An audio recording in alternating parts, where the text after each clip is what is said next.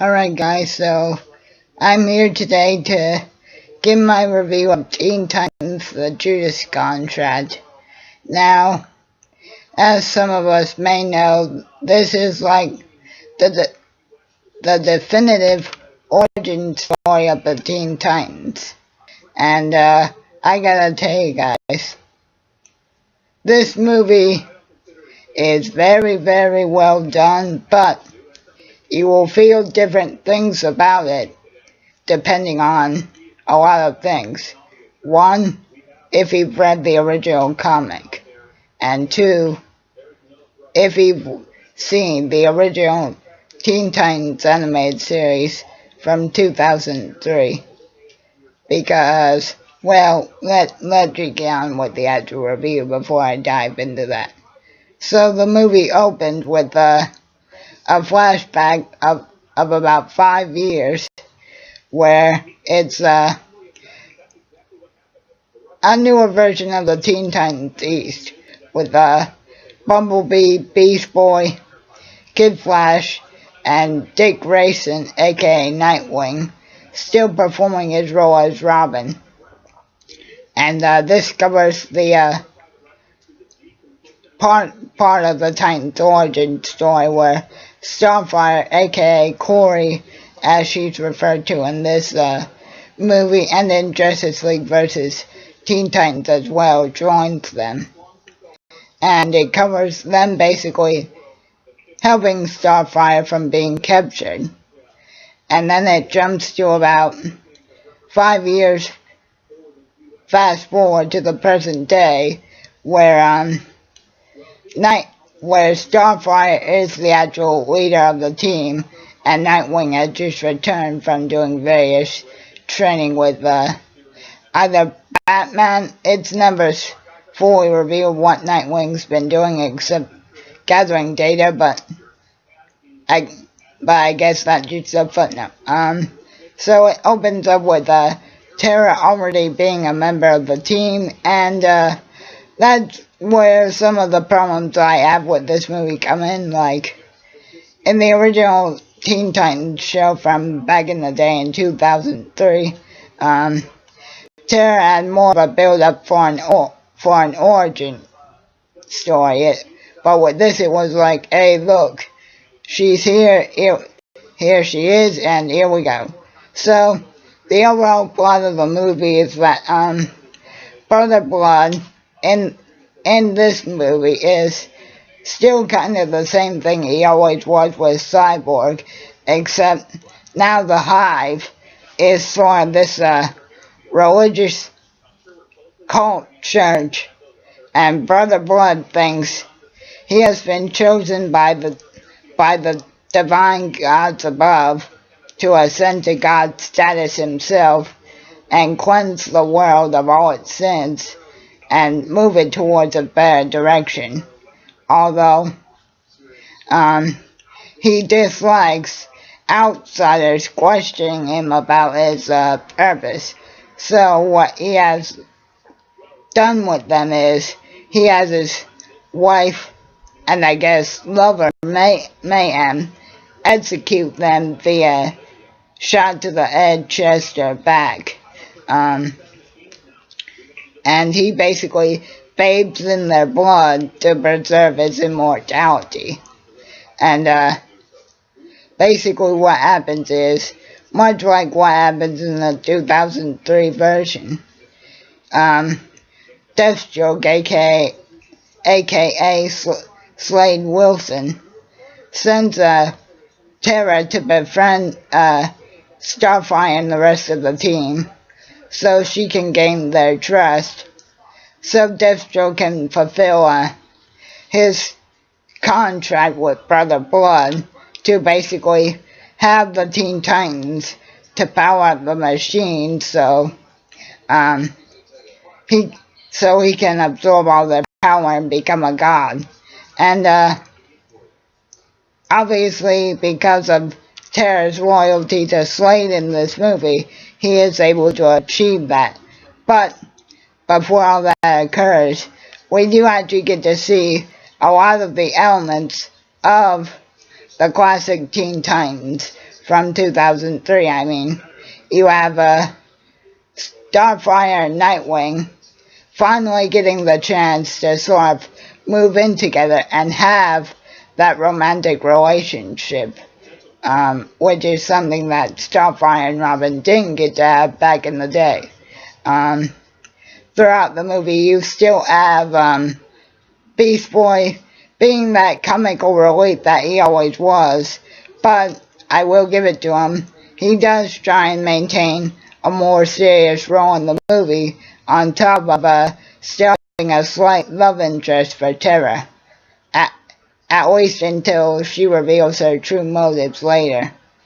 And as for Damian, Blue Beetle, and Raven, Damian still has sort of a smaller part to play in the movie, with still having a grudge against Deathstroke for betraying his granddad Ra's al Ghul, and basically betraying him as well.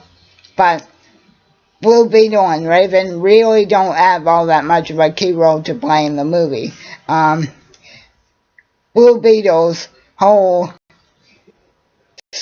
stick in the movie is Jaime's basically still having trouble controlling the Scarab, and because of that, he's basically been exiled from his family. Well, not really exiled, but it's like his mom and sister still love him, but his dad pretty much, for lack of a better word, thinks he's a piece of shit. Now, the animation is done in the same style as Justice League Teen Titans, as Son of Batman, and all the New 52 movies. But I really like how they still incorporated Terra not being able to control her powers. Like when Beast Boy accidentally calls her a witch during their training session, Terra eventually goes crazy.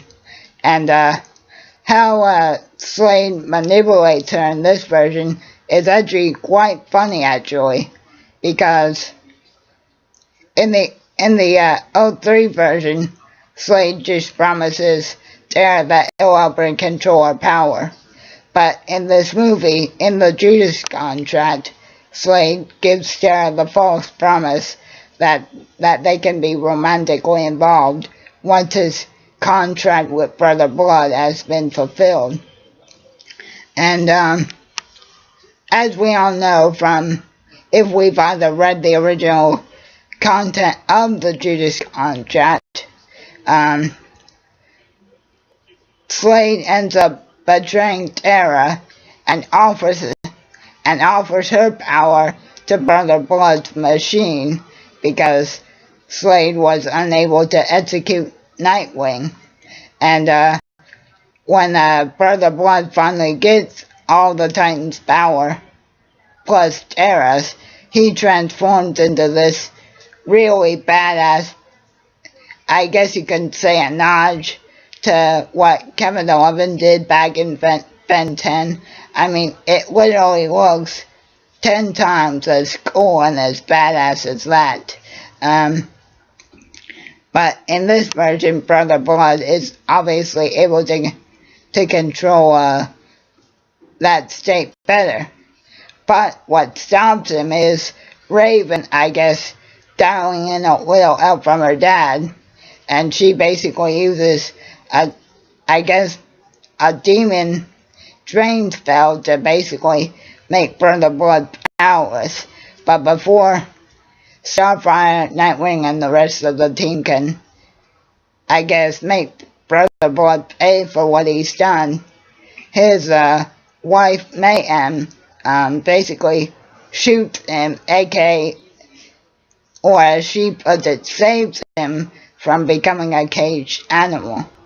And Brother Blood's whole philosophy in the movie is, not only is he the chosen one to cleanse the world of all its sin, but even after something's dead, there's always a speck of life left in the corpse. And that is demonstrated at the very, very end of the Judas contract probably foreshadowing another installment featuring a solo Titans movie. So, I guess after all that being said, do I like the movie? Yes. I just wish, however, they had done a few things differently. But I do like that they still incorporate a lot of scenes from the original Teen Titans animated series, such as Nightwing and Starfire, aka Robin, still having a crush on each other, and Terra and Beast Boy sort of having their own special, unique relationship. My only real two criticisms of the movie are the fact that Terra was basically thrown into the movie when they sabotaged one of Brother Blood's bases, and two, obviously, that my boy Cyborg wasn't in this movie simply because the way the DCAU is now, Cyborg is confirmed to be a member of the Justice League. But I have to say, with this movie being so close to Cyborg's first encounter with Brother Blood and the rest of the Hive, it would have been really nice to see Cyborg face Brother Blood again in this new version. But other than that, I would say this movie is probably not as good as Justice League Dark, but if you're a fan of Teen Titans, the original, or what you've seen from Justice League versus Teen Titans, I do think you will enjoy this movie. And also, I'd like to take a minute to dedicate this review to Slade's late voice actor Miguel, who unfortunately passed away before the movie could come to fruition. So again, rest in peace, Miguel. Thank you for giving Deathstroke life one more time, and I do hope, just as a little side note, guys, they do decide to continue with Teen Titans solo animated movies, which again was teased at the very end of the movie with one of the followers, that Brother Blood that executed suddenly being revived. I hope that they do bring Deathstroke back and use Slade's old voice from the 2003 series. Anyway, I give the Judas contract a 7 out of 10, and I hope you guys enjoy. Keep on rocking.